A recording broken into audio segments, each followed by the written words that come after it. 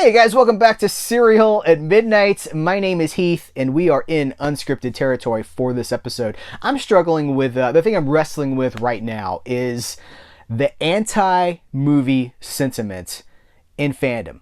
I mean, 2024, as I'm making this video, has been unbelievably negative in fandom. Movie fans hating most of the movies that have come out. And it's ironic, right? Because 2024 has been the year that has restored my faith in movies. Coming out of the pandemic, you know, we had the dark times of 2020 all the way up through like 2022. And it was just like, it was hard to like find movies that you could sink your teeth into. You can go back on the channel and look, and at the end of every year I would do like, here's my favorite movies from this past year, and some of them it was a real struggle. 2024 has been one of the best years for movies in my life, and I've been here in this space for like 33, 34 years where I was, you know, actively a fan of film. Not just like, I like Batman. I'm talking about like active, like, okay, who wrote, who directed it, who's the cinematographer here? Over 3 decades, right? And I have never seen so much just outright rage towards entertainment, towards movies. And everybody's got to, some people are like, well, they're pushing agendas down our throats. I'm like, well, what's the agenda? And then they can't really tell you. They go, if you don't know, I'm not going to tell you. I'm like, well, that doesn't get that's not a conversation. If you don't know, I'm not going to tell you. If it's the fact that some of these movies are challenging and not super patronizing, or like, it's so crazy to me. For the longest time, Shawshank Redemption was at the top of, it was like the number one movie of all time. It was like Shawshank Redemption, The Godfather, maybe The Godfather Part 2. And then so some of Nolan's movies were always, you know, you could count on that being like the top 5. Citizen Kane was usually in there somewhere too. Now we've got people that love movies, but they hate Marty Scorsese, and they hate Frankie Ford Coppola. And I don't even know how we feel about Nolan now. Do people even like The Shawshank Redemption anymore? Are we still watching The Godfather, or has that now been subsumed? Has it been pushed out by like The Batman, or Deadpool and Wolverine? Like, this is what makes you a movie fan in 2024, right? Big IP tentpole franchises, and these in like smaller, more, well, they're not always smaller, because what was The Irishman, like one of Scorsese's movies was like well over $200 million, which is not small. That's about as big as you can get. I mean, you can get a little bigger, but I'm just watching the rage, and I don't understand it, and it seems bizarre to me, in part because the people that are so angry aren't watching the movies they're complaining about. They're getting their marching orders from influencers, who I think some of them also haven't watched the movies they're complaining about. You know, 2024 alone, I'm thinking of Horizon and American Saga. I'm thinking of Bike Riders. I'm thinking of Megalopolis from Frankie Ford Coppola. I'm thinking of, hey, let's throw Joker 2 in there. You know, Joker 1 was a huge success, criticizing comic book movies. And then Joker 2 comes out, and you realize that people did not realize that Joker was criticizing comic book, that the satire was lost, and they're furious. But here's the thing.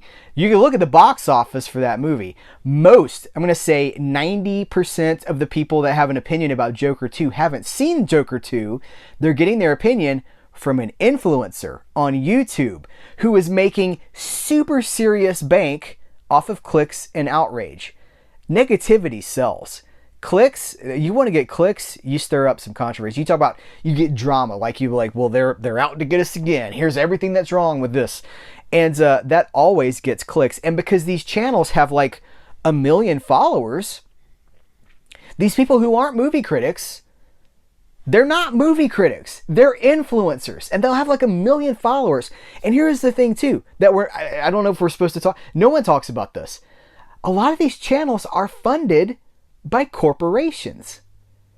Trace the money on Penske Media Corporation, okay? Now, Penske Media Corporation is this big conglomeration. They own The Hollywood Reporter. They own Variety. They own Billboard. They own Rolling Stone.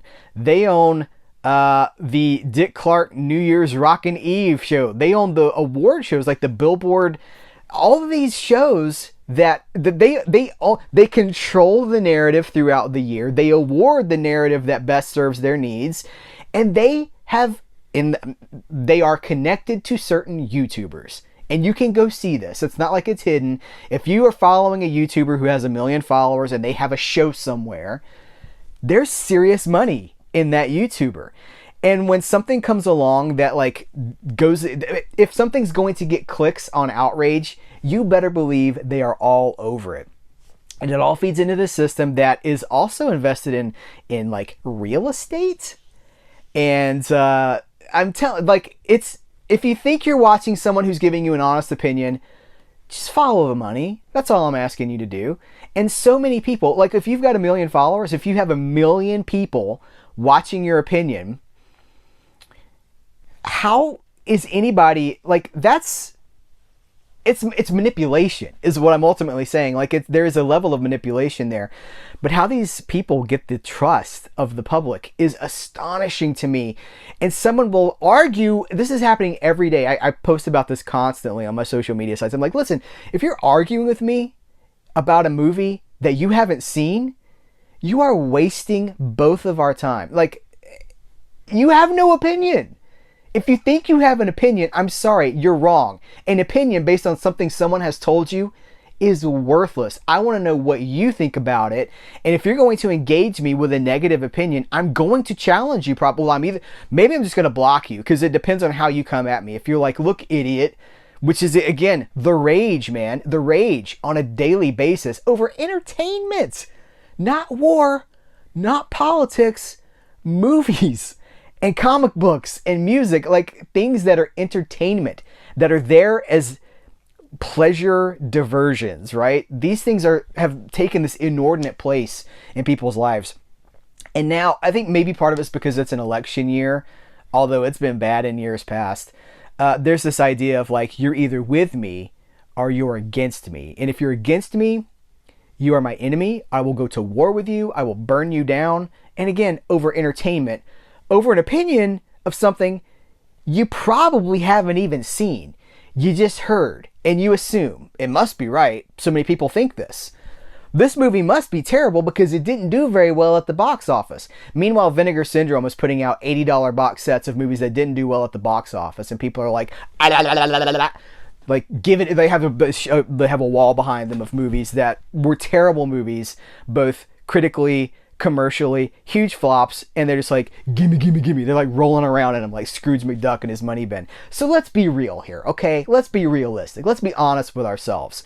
A lot of us are being manipulated, and we're just addicted to the anger cycle. We're addicted to the anger trap, because I guess it feels good to be like, oh, I'm righteously indignant about this. But what I'm wrestling with, and the purpose of this whole video, is I'm like, what are we supposed to do? How am I supposed to proceed talking about my passion for movies, talking about my love of movies, when there's so much resistance against that? When on every single day that I post up, if I make a video about the latest Blu-ray releases that have come out, somebody's going to be upset. Well, it's not somebody, 30% of the audience is going to be upset about it, because they're going to be like, well, this is too much money, right? This movie was terrible and it didn't deserve that kind of a treatment, right? So if I go, okay, well, I should, discs are a hot topic now. I better, people get really upset. I'll just talk about movies. Then people are like, that movie's terrible. What's wrong with you? Why are you watching these terrible movies? 2024 has been the worst movie year ever. When, of course, I feel exactly the opposite. I'm telling you, 2024 has restored so much of my passion and my faith in movies. It's been an incredible year. But you have to get off the beaten path. You have to get off the mainstream. And I know a lot of people will find this stuff digitally. They'll find it in a year or two when it's on Netflix or when it's on the streaming services or whatever. But in the meantime, I'm just like, hey guys, I really enjoyed this movie. People are like, screw yourself, you idiot. Literally, that's what it's like. I go see a movie, I try to share my honest opinion, and it's just like, shut up. Nobody wants to know what you think. So I'm here on my own platform that I created to talk about movies, thinking that maybe it's time to hang it up because I can't really talk about movies anymore. I either am supposed to talk about discs, and this is a huge part of the problem too, because the discs thing, I am both, because I get so many review materials. See, I've said this so many times before. Review, when I get a disc, when I do a, like, here's everything that came out from Kino Lorber, or here's everything that came out from Imprint, or whoever that's putting discs out. Those discs are a gateway to the movie for me. I don't care about the collectible nature. Let's be clear. I don't care about lobby cards. I don't care about reversible sleeve art. I don't care about posters. I care about the movie. It's cool when it's in a nice package, but guess what? We're all going to die anyway, right? You can't take it with you. What's that old, see it on the back of people's cars sometimes? He that dies with the most toys still dies. You better enjoy the art today while you can, while you're here, because the rest of it doesn't really matter. Yes, it's nice to have something you love in this really cool package. We all love that. But if you're not watching the movie, what's the point? And more, people don't want to talk about the movie. And so here I am on my platform trying to talk about movies and being told, like, hey, man, we don't care. I'm watching the numbers drop. I'm watching interest drop. I'm watching the anger rise. I don't know. I don't know. I have no answers for this. And I'm really getting to the point where I'm like, who needs it? Who freaking needs it? Why share what makes me happy if it's going to make so many of you unhappy? You know, I made this video, but I recorded this video about a week ago, and it was so raw because there's no real way to talk about this without there being some blame at the fans. Because the fans are the ones who are demanding fan service all the time in anything that's challenging and anything that's not this neat little package that you just like, nom, nom, nom, nom, nom, that you just consume and it's gone like a candy bar. It's like we're not interested in that anymore. But so many of us are. Maybe part of it is my age. You know, I have been here long enough that I've seen these changes, and I've never seen the change like what I'm seeing right now. And maybe it's a natural extension of the internet and what it has allowed us, the illusion of control that that movie fans think they have over the final product, that they can review bomb something that they don't like. Remember, they haven't seen it, but they don't like the idea of it. This idea is stupid. I can't believe you spent $200 million on this thing. People complaining about Joker 2, saying stupid stuff like that, like Todd Phillips took Warner Brothers for a ride. Todd Phillips abused that budget. Let's be clear about how movies are made, and this is how you know you're not, when influencers don't know how it's made, right? This is how you know you're watching somebody that knows what they're talking about.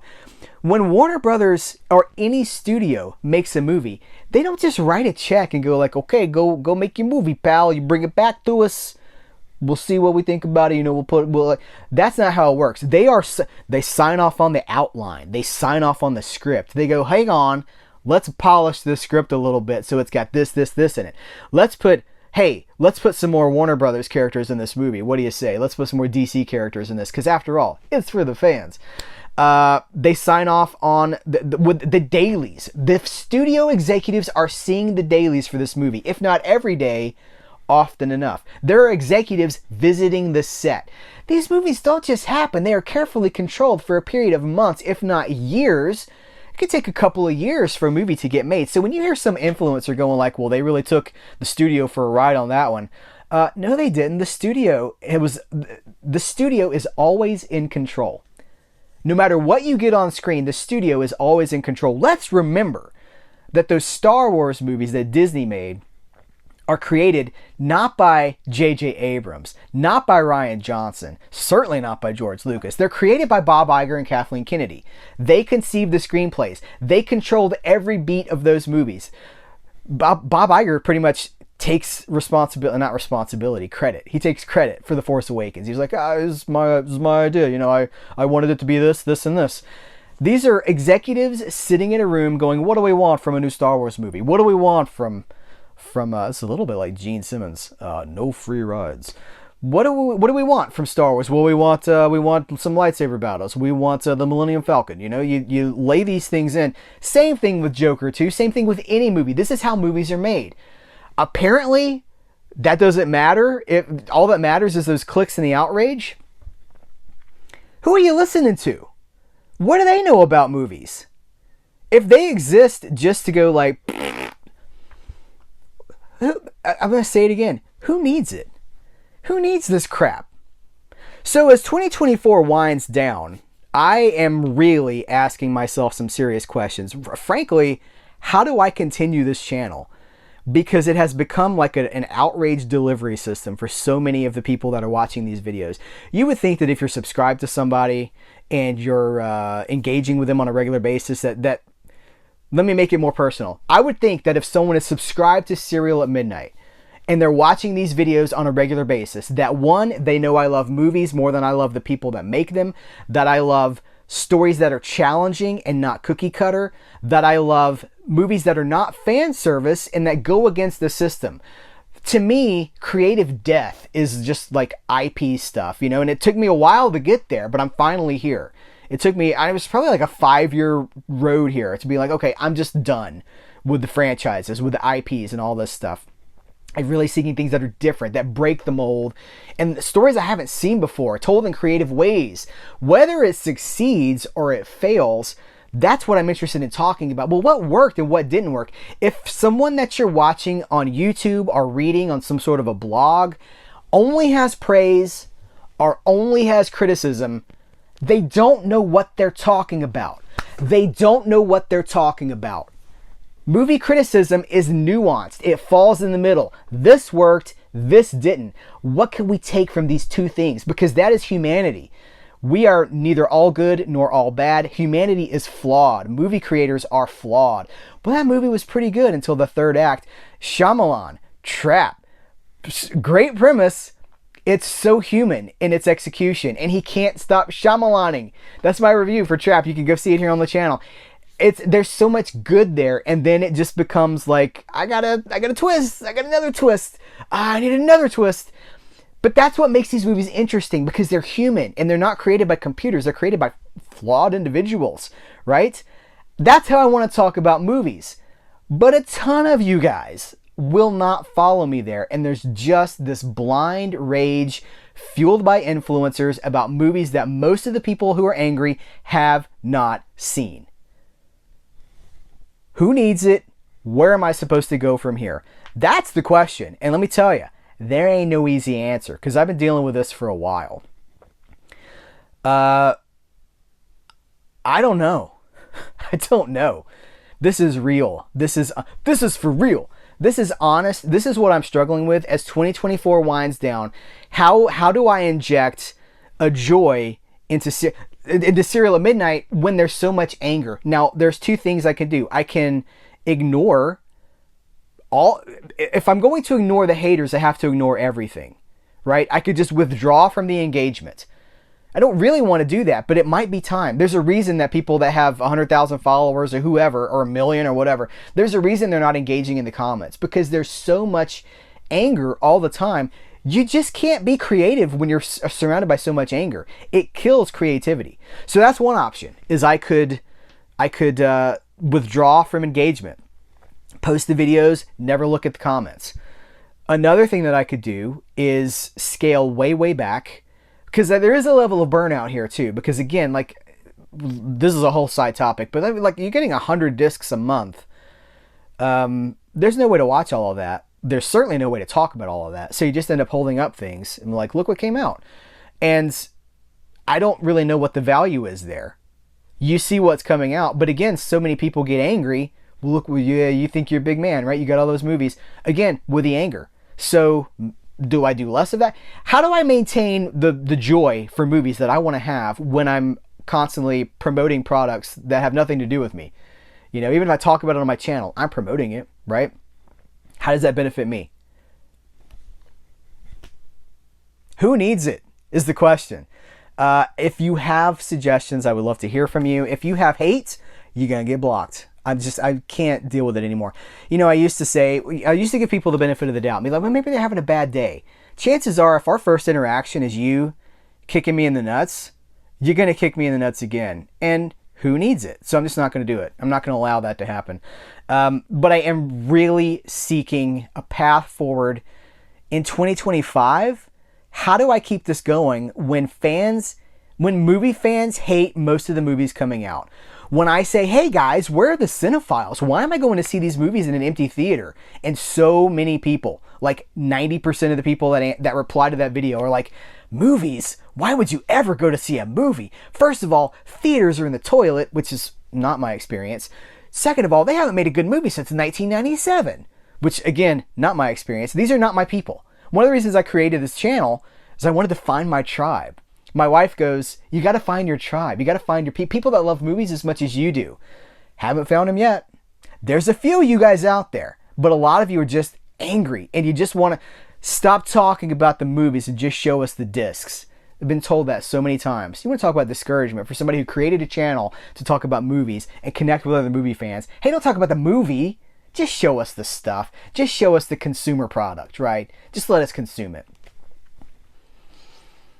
Who needs it? That's it, man. I got nothing else to say. I'm tapped out on this one, and I'm seeking answers. But look, that's what's going on. And that's the very real challenge that I'm facing with this channel. I don't know how to continue like this. It probably needs to turn into something very different if I'm going to be able to continue with it. Now look, in the meantime, I'm doing commentaries for movies. I'm writing about movies. I've got books in me that it's probably time to go ahead and write those books. And the people in the audience, those of you who do love movies and who appreciate my voice, those will be there for you. But this whole YouTube grind where we just add to the noise on a daily basis or 3 times a week or whatever, I don't need it anymore. And I don't think you guys need it anymore either. It's becoming cheap, and drowned out, frankly, by negativity and anger and just constant rage. What are we angry about today? Guys, I appreciate you. Remember, you can find all my reviews at CerealAtMidnite.com. You can follow me on Letterboxd. I'm here to talk about movies. And not just movies, books and comics and music. I'm here to celebrate art. I love art. And that's really why this channel exists, is to connect with other people who love this stuff as much as I do. If that's you, let's enjoy it. Let's enjoy it together. I appreciate you for being here. If you like what you heard, subscribe, give thumbs ups to this video, leave a comment. That's great ways to engage. You can support this channel by becoming a member either through YouTube or through Patreon. There's benefits to both. All the links are in the description of every single video on this channel, and there are over 1,300 of those videos. Thank you guys. I appreciate you. Take care. Till next time, whenever that may be. I'll catch you later.